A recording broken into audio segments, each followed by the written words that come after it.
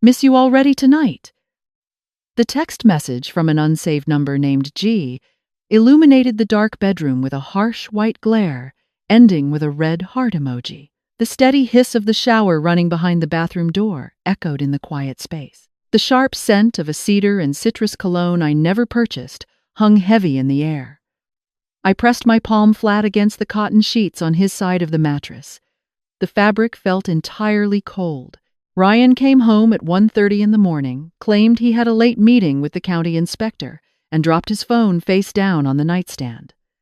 Then the device vibrated twice.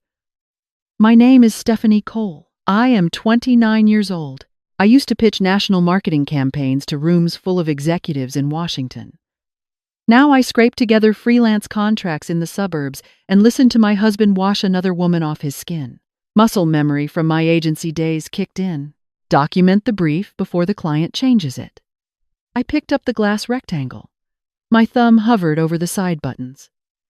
I took a screenshot.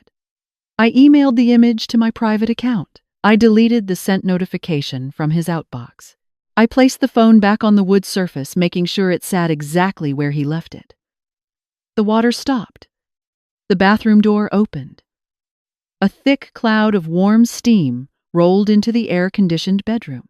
Ryan stood in the doorway with a white towel secured around his waist. Drops of water hit the hardwood floor, tapping softly against the planks. "You are still up?" He did not ask. I could not sleep. "You should try that melatonin thing." He got into bed. The mattress shifted under his weight. He turned his back to me. Within 3 minutes, his breathing evened out. He slept the deep, untroubled sleep of a man who believed his entire world was securely contained. I stared at the ceiling fan blades. I remembered my last day at the agency. A coworker handed me a potted succulent and told me not to let Richmond kill my spark. I moved here because Ryan said being closer to his family was a gift. The succulent died a month ago. I stayed awake and watched the shadows shift across the room until morning. Ryan left the house at 6:45 for a breakfast meeting. I opened my laptop at the kitchen table. The coffee maker beeped its final cycle. The ceramic mug in front of me stayed untouched. The dark liquid turned stagnant. Sunlight cut through the blinds, casting bright, blinding lines across the screen. I tilted the monitor to kill the glare. He kept his Venmo transactions public. He never bothered to change the privacy settings because he operated on the assumption that I would never look. I scrolled through the feed. $1,400. Every single month. For 36 straight months. The recipient was an account with the letter G and a cartoon sun avatar. I did the math in my head. $50,400. More money than I generated in an entire year of freelance work. Notes attached to the monthly payments, read office supplies, or quarterly bonus. A quarterly bonus sent every 30 days. I looked down at my right hand.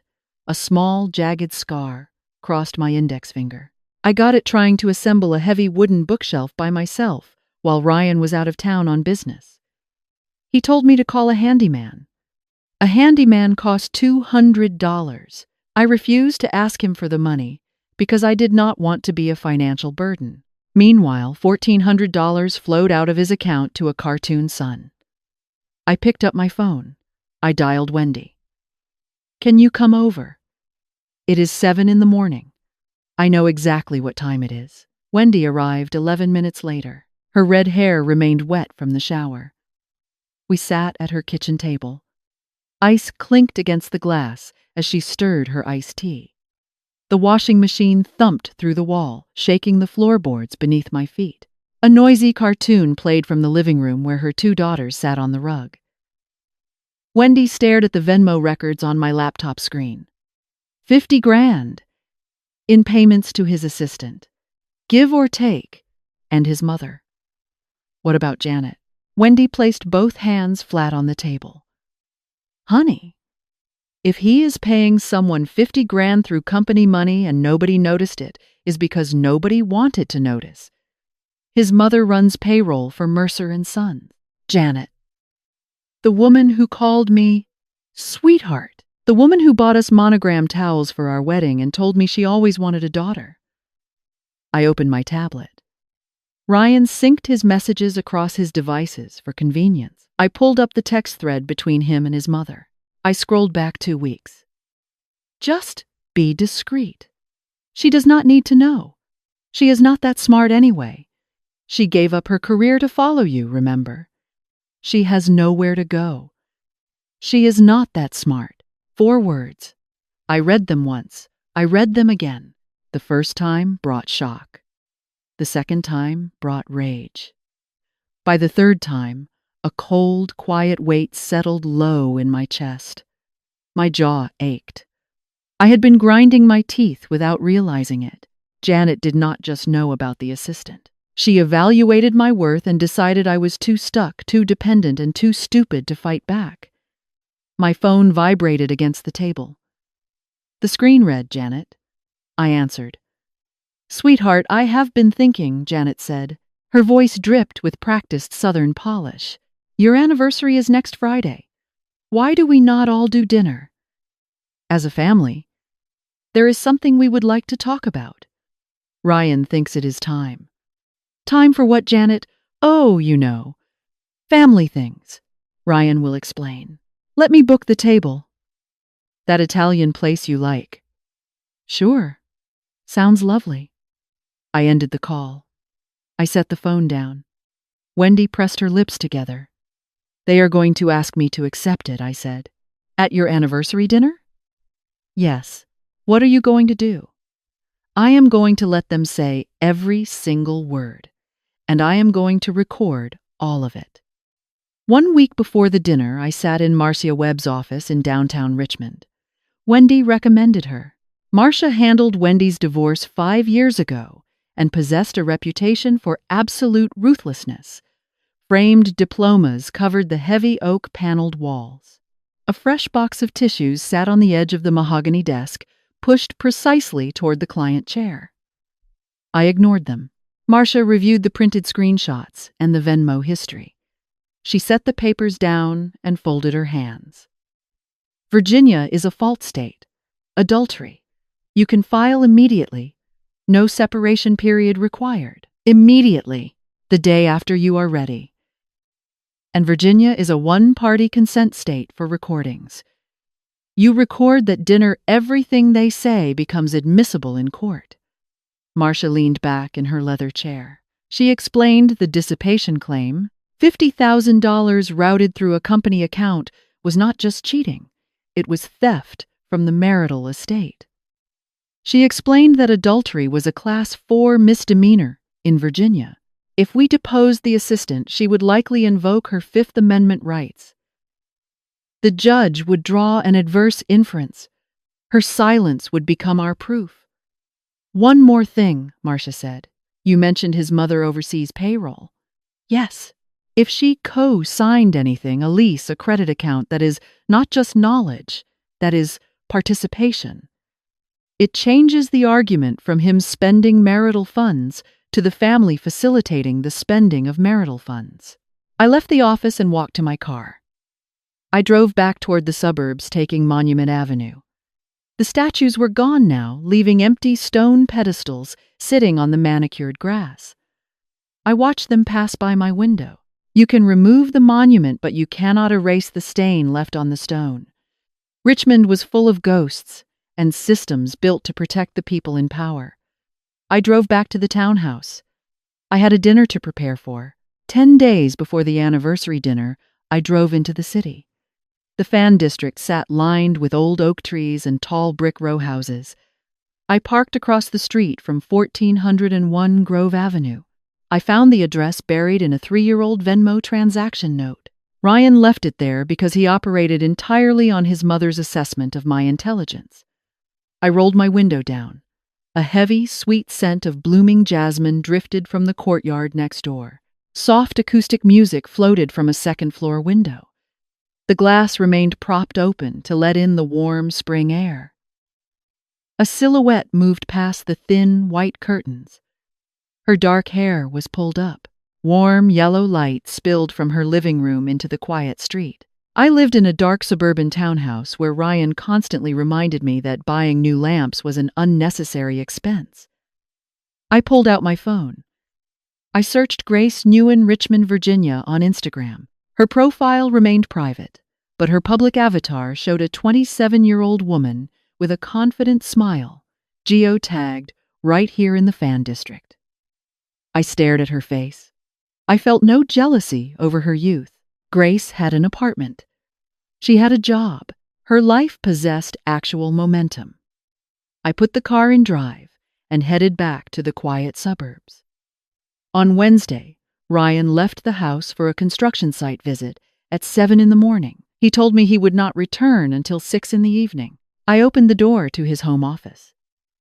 The room smelled of old leather and stale coffee. Thick dust coated the wooden bookshelves. I stopped cleaning this room 2 years ago, when he firmly told me to leave his important papers alone. His ancient laptop fan whirred loudly in the corner, blowing hot air against the drywall. I walked straight to the bottom drawer of his metal filing cabinet. I searched through the heavy property portfolio folders. I found the residential lease agreements. My fingers traced the black ink on the second page for Unit 2B on Grove Avenue, tenant Grace Newen. Guarantor Janet Mercer. Monthly rent $1,400. Janet put her own name on the legal document. She co-signed the affair. I kept digging. I pulled out company credit card statements. I found dinner receipts for expensive downtown steakhouses and hotel room charges in Virginia Beach. I opened a blank spreadsheet on my laptop. I typed out every single amount from the statements, the canceled checks, and the Venmo history. $47,200. Marital funds mixed with company funds. I picked up my phone and called my lawyer. I found the lease, I said into the receiver. Janet co-signed. As a guarantor? Marcia asked. Her signature is right at the bottom of the page. Marcia paused. Stephanie, this is documented facilitation. His mother used her executive position in the company to fund his arrangement. This goes straight into the legal complaint. I ended the call. I laid the papers flat on the mahogany desk. I photographed 47 individual pages. I placed every folder back in its exact original position. I sat in Ryan's leather desk chair. The morning sun warmed the black material beneath me. I looked out the window at the white picket fence and the green lawn Ryan paid a landscaping crew to mow every Tuesday. 3 years ago, I gave up a career in Washington. During those exact 36 months, Ryan spent $47,200 to maintain a separate life in a separate apartment completely funded through his mother. It was a fully functioning system. I turned off the overhead light and closed the door. Saturday morning at Wendy's house, the inkjet printer hummed loudly on the dining room table, spitting out warm pages. I assembled 2 crisp white envelopes. Envelope 1 belonged to Ryan. It held the highlighted Venmo history, the lease agreement with Janet's signature, and the credit card receipts. Envelope 2 belonged to Janet. It held the printed screenshot of her text message. Beneath her typed words, I wrote 2 words of my own in thick black ink. Smart enough, Wendy watched me seal the paper flaps. You are sure about this? Doing it at the dinner. They chose the dinner, not me. Once you slide those across the table, you cannot undo it. I have been undone for 3 years. This is me finally doing something. I stacked the envelopes together. I pressed the edges against the table until they lined up perfectly. A strange, cold energy settled into my hands. I was executing a campaign again. Wendy did not smile. She looked at me the way you look at a person walking willingly into a burning building. Just do not lose yourself in the explosion, Wendy said. I did. The explosion felt amazing at the time. The silence after is the part nobody warns you about. Tuesday evening arrived. 3 days before the dinner, Ryan came home early and cooked steak. The smell of seared meat and butter filled the kitchen.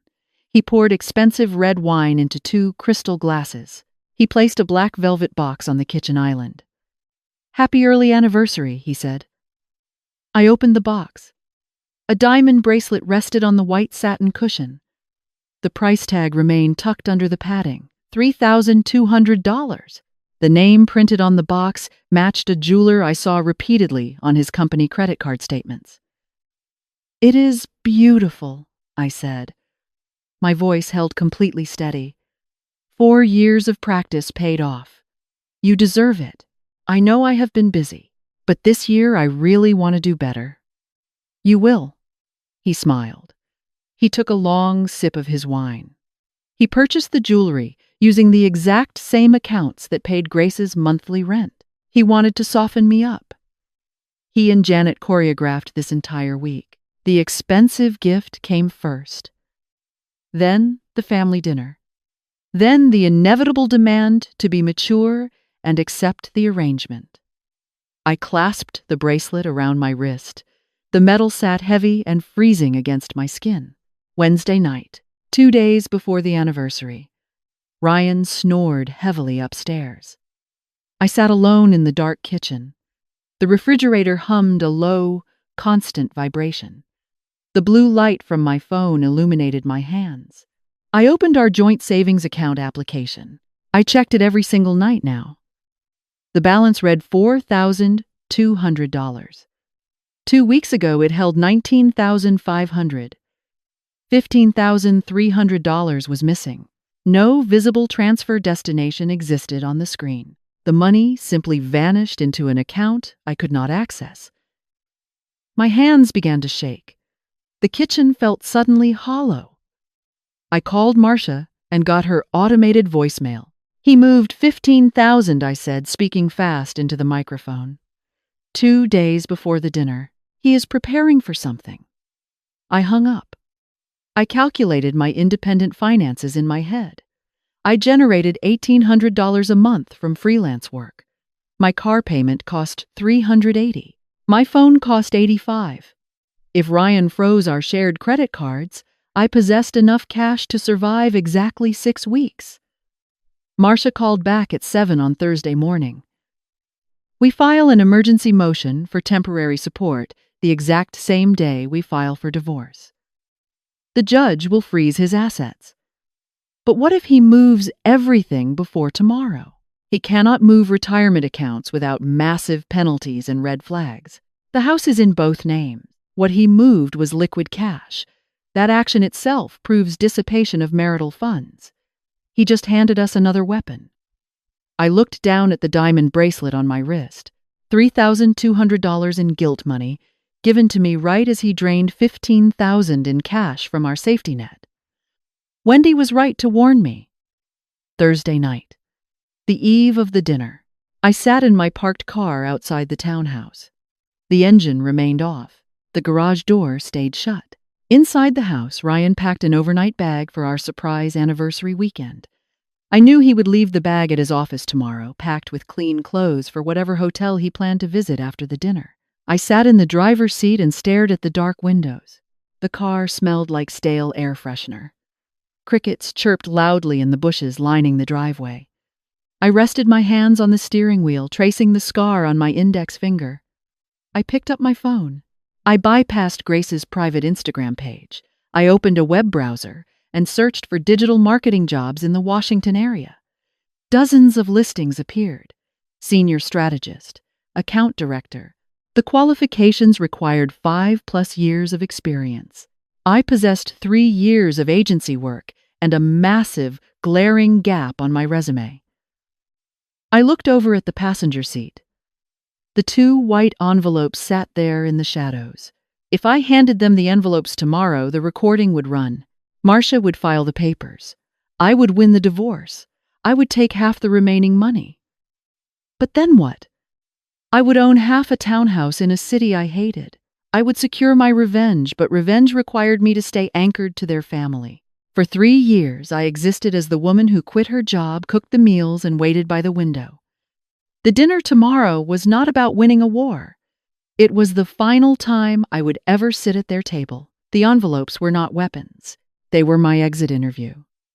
I did not need to humiliate them to survive.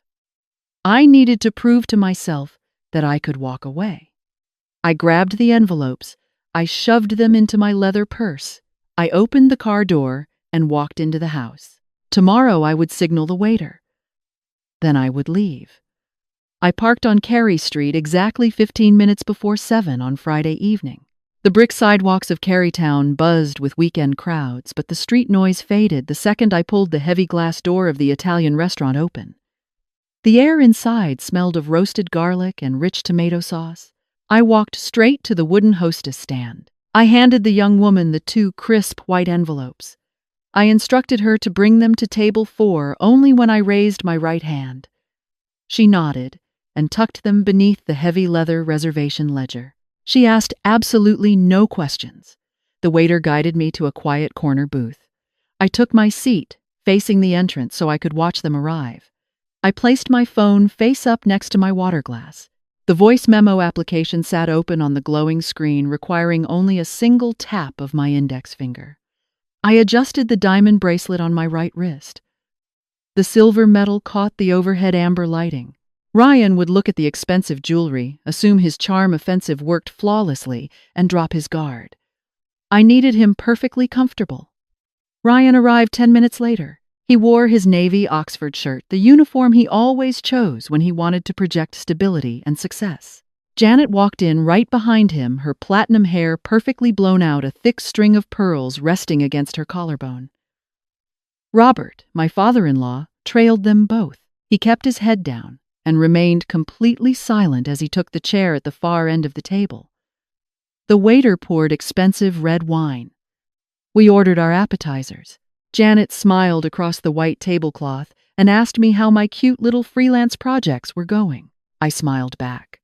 I told her they kept me incredibly busy. Ryan relaxed his shoulders against the leather booth. He drank his wine in long, steady sips. He believed he controlled the room. By 8:30, the waiter cleared our empty dinner plates and refilled the wine glasses. Janet dabbed the corners of her mouth with a white linen napkin. She folded the cloth carefully and placed it next to her silver fork. It was the physical cue. I tapped the red circle on my phone screen. The recording began. Silverware clinked from the neighboring tables. A flickering candle in the center of our booth illuminated Janet as she leaned forward.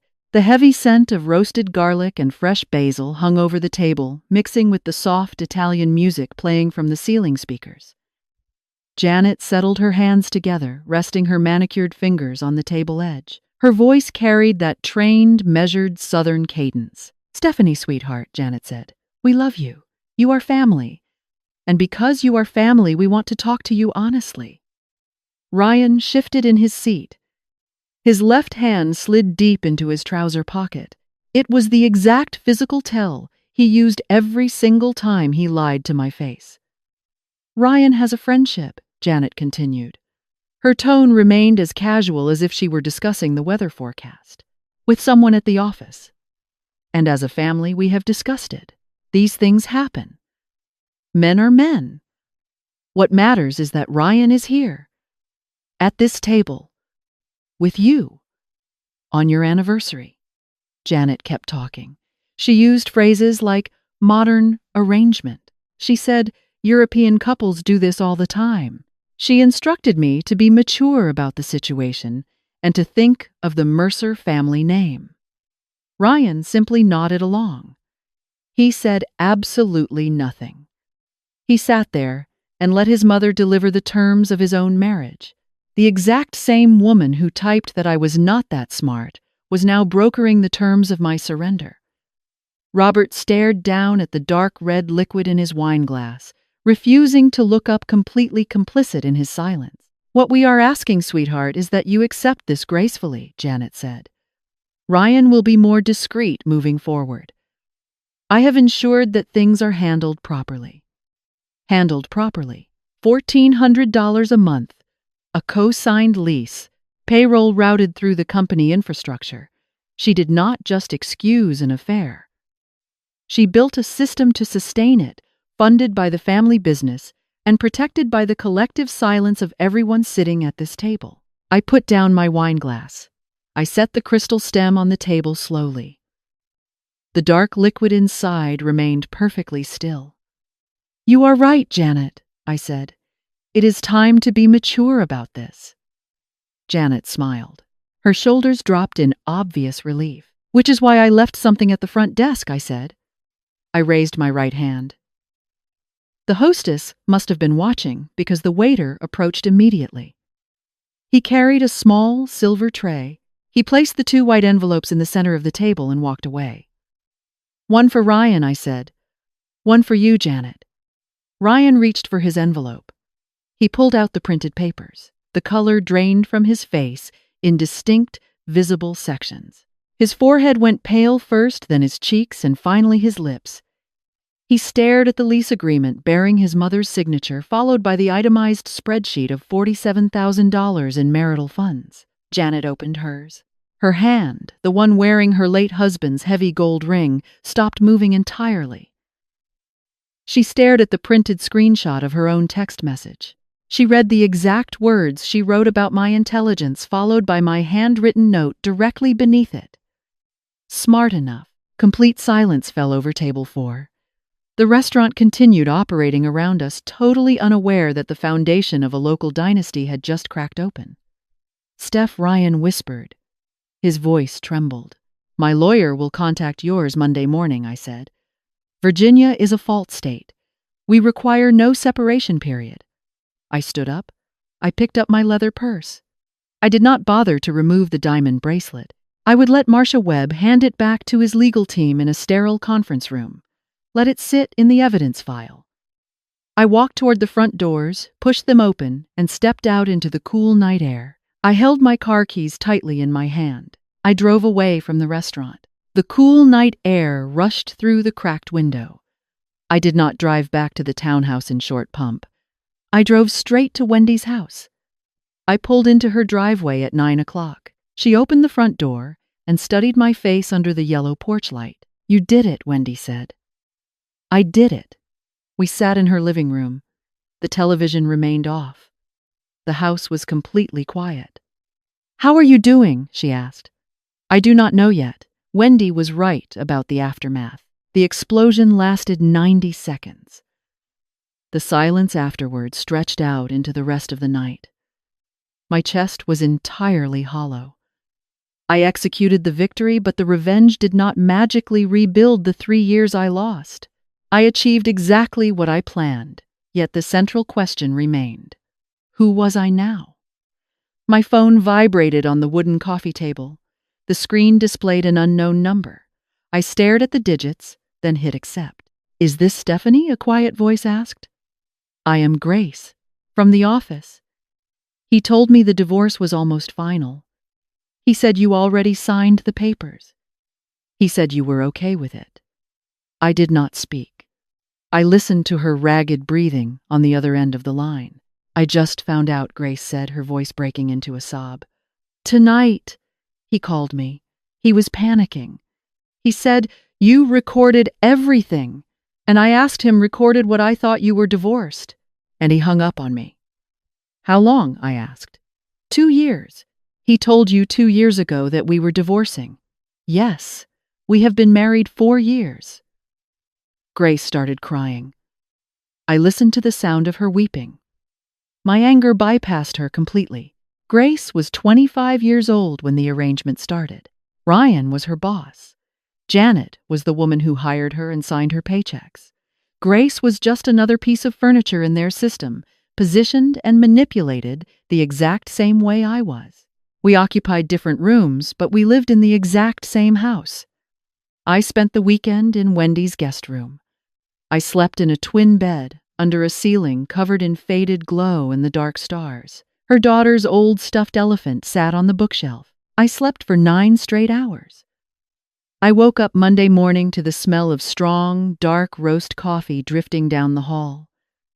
Wendy's 2 daughters argued loudly over cereal bowls in the kitchen. Sunlight poured through the bedroom window. The morning light looked entirely different than the light inside the townhouse. It looked brighter. At 9 in the morning, I sat in Marcia Webb's office and signed the divorce petition. We filed on fault grounds of adultery. We attached the recording transcript, completely admissible under Virginia one-party consent laws. We attached the Venmo records, the credit card statements, the photograph of Janet's text message, and the lease agreement bearing her signature. Marcia filed an emergency motion for temporary spousal support and an asset freeze, citing the $47,200 in documented dissipation, and Ryan's recent withdrawal of $15,300. What about Grace? I asked. If we depose her, she can invoke her Fifth Amendment right, Marcia said. Adultery is a Class 4 misdemeanor in Virginia, and the judge draws an adverse inference. Her silence helps us. It tells the judge everything without her saying a single word. I signed the final page. With every stroke of the pen, the heavy weight pressing down on my shoulders lifted. I was not doing this to hurt Ryan or to punish Janet. I executed a plan for my own survival. I was getting Stephanie Cole back. I walked out of the office building and stood on Monument Avenue. I stared at the empty stone pedestals, surrounded by overgrown grass. Richmond was full of monuments to things that had been dismantled, yet the city remained standing. I pulled out my phone. 17 unread text messages from Ryan crowded the screen. I swiped them away. I did not search for Grace's profile. I opened the web browser and pulled up the job listing for the digital marketing agency in Washington. My finger hovered over the blue button that read, "Apply now." I looked at the jagged scar on my index finger from the wooden bookshelf I built by myself. The shelf still stood. So did I. I tapped the button. I got into my car. I typed Washington into the navigation system. 1 hour and 47 minutes. The diamond bracelet remained on my wrist. I would mail it to Marcia later. Right now, I needed both hands on the wheel. I started the engine. I turned the radio off. I cracked the window, letting the cold, clean March wind fill the cabin. It was not a neat, cinematic ending. I still had to find an apartment. I still had to explain a 3-year gap on my resume and job interviews. I still had to sit alone in quiet rooms. But I shifted the car into drive. I headed north on the highway. I drove toward the city. I drove toward myself. 2 weeks after I drove away from the Italian restaurant in Carytown, I sat in a glass-enclosed conference room in downtown Washington. The hiring manager sat across from me. She wore a tailored charcoal blazer and rested her elbows on the heavy, polished mahogany table. Outside the floor-to-ceiling windows, the city moved in a blur of yellow cabs and hurried pedestrians carrying dark umbrellas against the spring rain. The air conditioning in the room hummed a low, steady note. The hiring manager looked down at my printed resume. She held a silver pen. She tapped the metal tip against the thick paper right next to the blank space under my work history. A gap of 36 months. She looked up. She asked me what exactly I did during that extended period of time away from the industry. I did not look away. I did not shift in my leather chair. I folded my hands together and rested them flat on the cool wood of the table. I looked directly into her eyes. I told her I managed a highly volatile, long-term crisis situation. I kept my voice perfectly level. I explained that I audited a failing partnership, traced misappropriated funds through complex financial structures, and executed a complete reorganization under extreme pressure. I told her the entire operation required absolute discretion, meticulous documentation, and a high level of strategic planning to prevent total catastrophic loss. The hiring manager stopped tapping her silver pen. The metal clicked softly against the table as she set it down. She leaned forward. She tilted her head and studied my face for a long moment. Then she smiled. She told me the agency needed someone who could handle high-stakes clients without losing their nerve. I walked out of that glass building with a job offer that paid 20% more than the position I left 3 years ago. I live in a small apartment in Alexandria now. The building is old brick, and the hardwood floors creak slightly when I walk across the living room in the morning. The walls are painted stark white. When I first turned the brass key in the lock and pushed the heavy wooden door open, the space smelled of fresh paint and sharp pine floor cleaner. It was entirely empty, no heavy leather armchairs. No dusty metal filing cabinets filled with someone else's secrets. Just bare walls and light pouring through the tall, undivided windows. On my second day in the city, I went to a local furniture store and bought a heavy oak desk. It came in 3 large cardboard boxes. I dragged them up the 2 flights of stairs by myself. I sat on the bare floor of my living room with a metal wrench and a bag of steel screws. I spent 4 hours piecing the heavy wood together. I did not call a handyman. I did not ask for help. When I finished tightening the final bolt, I ran my right hand along the smooth edge of the desk. I looked at the old jagged scar on my index finger from the bookshelf I built in the townhouse. Right next to it, a brand new tiny blister formed on my thumb from gripping the metal wrench. I pressed my nail into the blister. It stung sharply, but the pain belonged entirely to me. The desk stood perfectly level. That afternoon, I walked down King Street to a small neighborhood plant nursery. The air inside smelled of damp earth fertilizer and crushed green leaves. I bought a new potted succulent in a heavy ceramic bowl. I carried it back to my apartment and placed it right by the glass window where the morning sun hits the glass. I water the dark soil every Sunday morning while I drink my coffee. I watch the thick green leaves reach toward the light. It is thriving. The diamond bracelet does not sit on my wrist anymore. It sits inside a locked, sterile evidence drawer at Marcia Webb's law firm down in Richmond.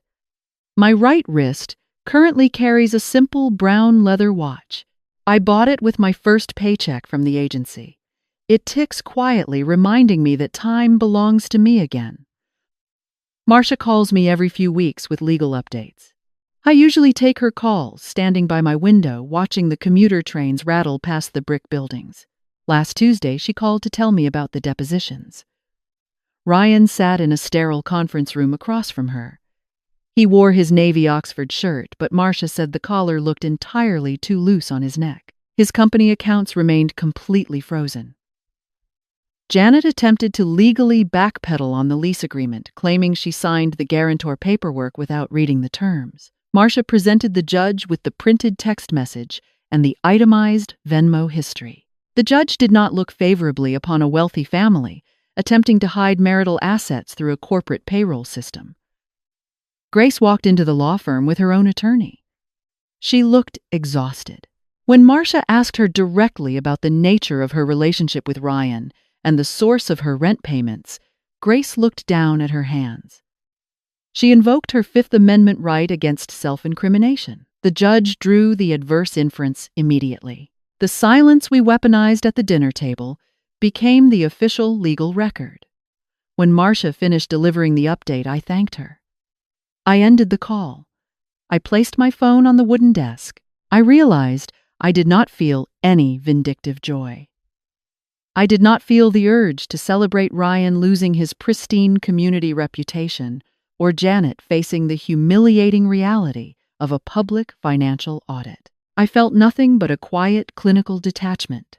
The ghosts of Richmond no longer haunted my kitchen. The silence in my apartment did not feel hollow or terrifying anymore. It just felt like peace. Wendy drove up to Alexandria to visit me on a Saturday afternoon late in the month. We walked down to the Potomac River and watched the sailboats cut through the dark blue water. We ate roasted oysters and drank crisp white wine at a small restaurant on the waterfront.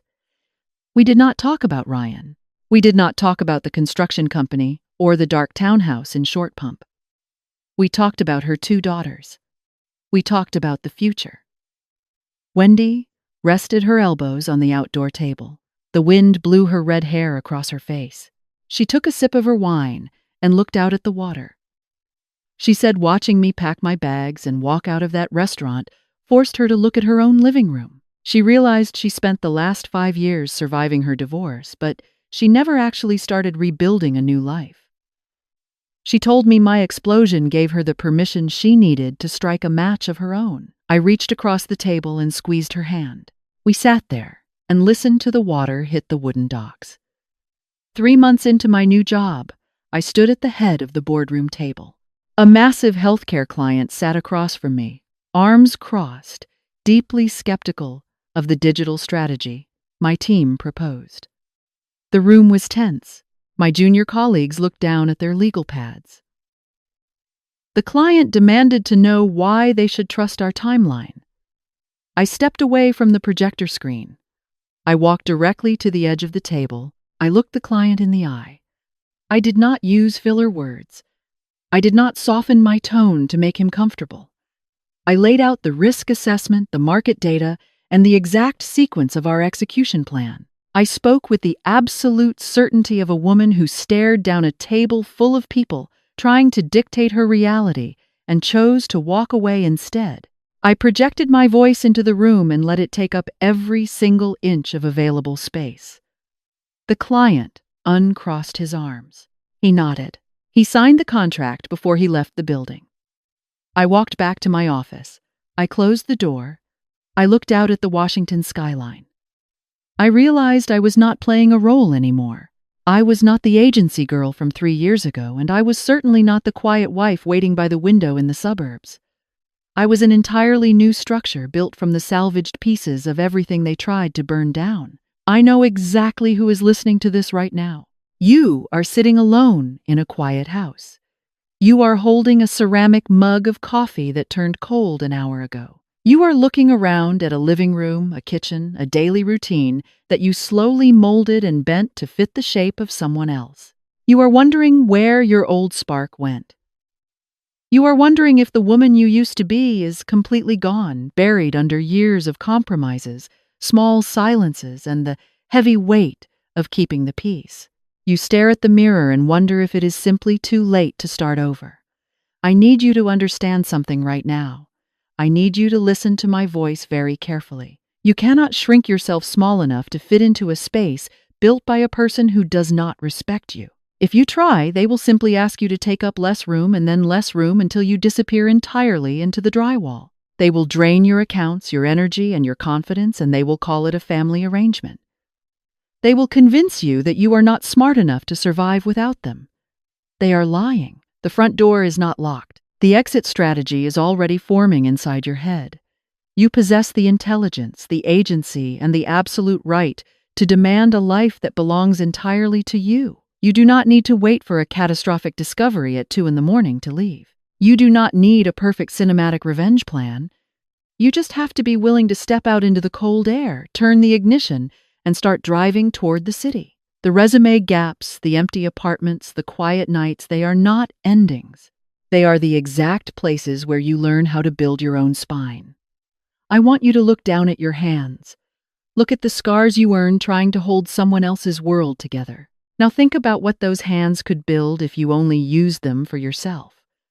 What is the one essential piece of yourself you gave up to keep the peace in your house? What is the dream, the career, the loud laugh, or the bold opinion you buried because someone told you it was too much? And what exactly are you going to do today to take it back? Do not wait for an anniversary dinner to speak the truth. Do not wait for them to give you permission to leave the table. Stand up. Leave the jewelry behind. Tell me your story. I am listening. You have heard Stephanie's story, and perhaps while listening to the details of that dark suburban townhouse, you recognized the exact shape of your own living room. It is dangerously easy to hand over the steering wheel of your life under the guise of love, family, and compromise. You give up your career in the city, you stop checking the joint bank statements, and you let your partner manage the heavy paperwork because they assure you they have everything handled. But the practical, unforgiving lesson here is that financial dependence is the quietest, most effective trap in any relationship. You must never surrender your financial literacy to keep the peace. When someone else controls the money, they completely control your options. You need to know exactly where your marital funds are held, whose names are signed on the legal documents, and precisely how much cash it takes to walk out the front door and secure your own apartment. Ignorance is not a protective shield. It is a blindfold they use to keep you seated at their table. Beyond the bank accounts and the hidden digital transactions, there is the slow, silent erosion of your own identity. You stop watering your own plants. You stop fighting for your own opinions. You gradually accept the false narrative that you are simply not smart enough, not ambitious enough, or not capable enough to exist outside the comfortable ecosystem of their family. But here is the concrete truth you need to remember today. Survival is a highly transferable skill. The exact same energy, meticulous planning, and emotional intelligence you spend managing a toxic household, keeping the peace, and organizing the lives of people who do not respect you, is the exact same energy you need to rebuild your own. Career. A gap on your resume does not mean your brain stopped working. It simply means you were managing a daily crisis without a corporate salary. You can translate that massive resilience into a new job, a new lease, and an entirely new life. I want you to take a hard look at your own circumstances right now. Are you sitting at a dinner table waiting for someone else to give you permission to speak? Are you wearing a metaphorical diamond bracelet, bought with guilt money, accepting an arrangement that slowly chips away at your self-worth? You do not need a dramatic, explosive confrontation or a secret audio recording to reclaim your autonomy. You do not need to wait for the ultimate betrayal to realize you deserve a better reality. You just need to decide that your name belongs on your own life. What is the one practical, tangible piece of your independence that you surrendered to keep the peace in your home? Was it your personal savings account, your career, your friendships, or simply your confidence? More importantly, what concrete step are you going to take this week to take it back? Have you ever found yourself standing in Stephanie's shoes, realizing that the people who were supposed to protect you were actually building the infrastructure of your heartbreak? Please share your experience in the comments below. Let this community know exactly how you built your own exit strategy. Or tell us what specific fear is holding you back from turning the ignition right now. You are not navigating this alone. Tell me your story. I am reading every single word, and I am listening.